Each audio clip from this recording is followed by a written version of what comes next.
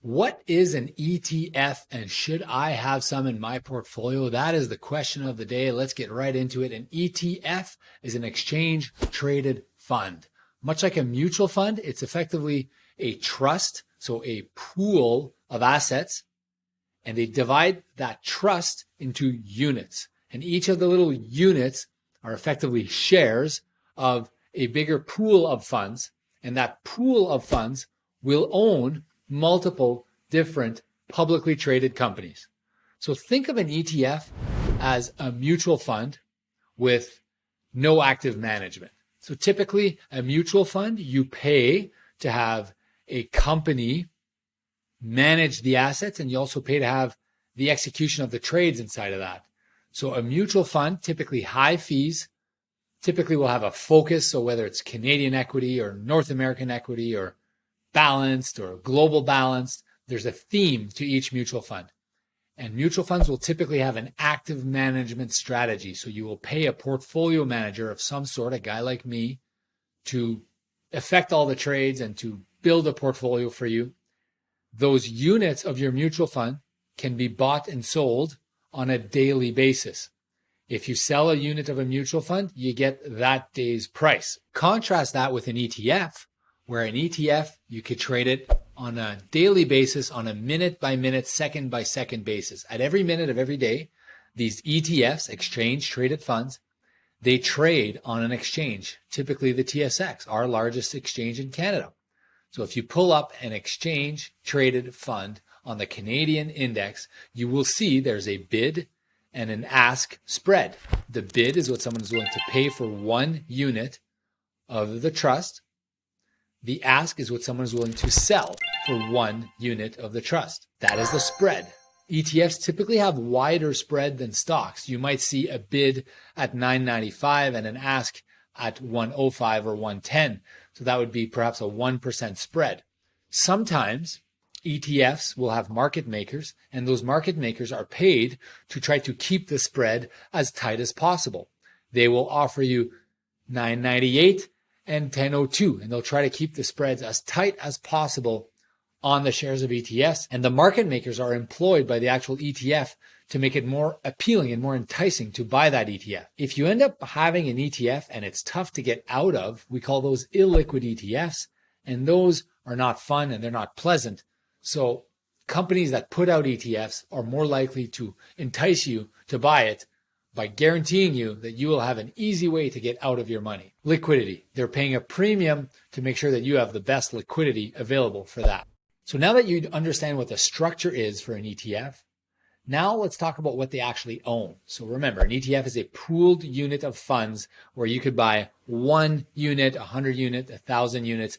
Typically, they're priced low, around $10 or $20 is usually where they're priced at, so that any individual could buy 1, 5, 50, or 100 shares and not break their bank. It's not going to be a Berkshire Hathaway share purchase, right? So these ETFs will track a specific sector, a subsector, perhaps a geography, perhaps a style. Sometimes they could be leveraged. So there's a very specific theme to each ETF.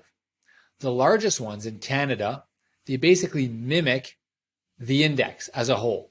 They will take all the stocks that exist on the TSX, or they might take all the banking stocks that exist on the TSX, or they might take all the energy stocks that exist on the TSX, or they might take all the consumer stocks that exist. And those represent that sector. Now, you could also get some subsectors, some natural gas. You could also get some insurance companies. You could also get some travel companies. Now, these would be kind of subsectors. You could also get geographical areas. You could get a Canadian ETF, Asian ETF, European ETF, Australian ETF, pretty much any area on the planet, you can get that ETF.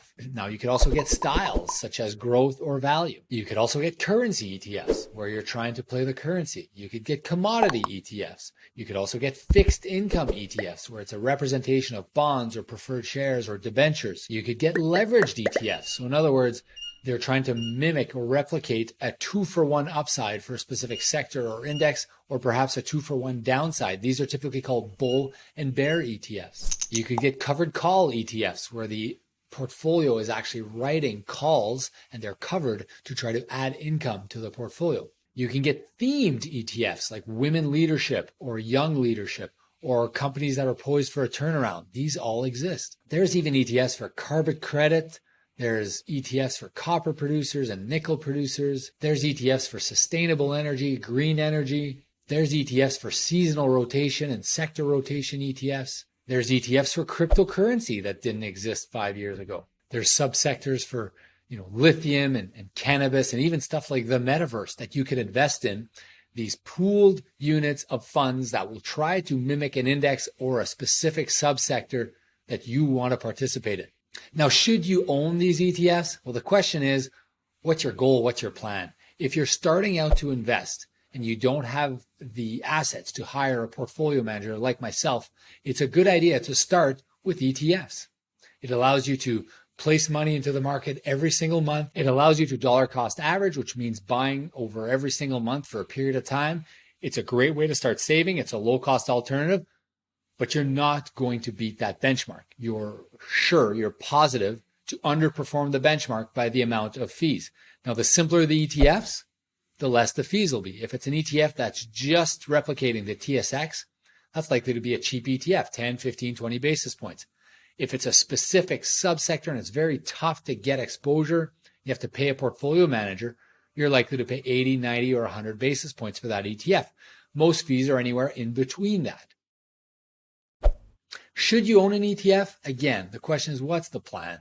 If you have a lot of assets, the only real reason for an ETF would be specific exposure to a specific subsector or overall exposure in a smaller account.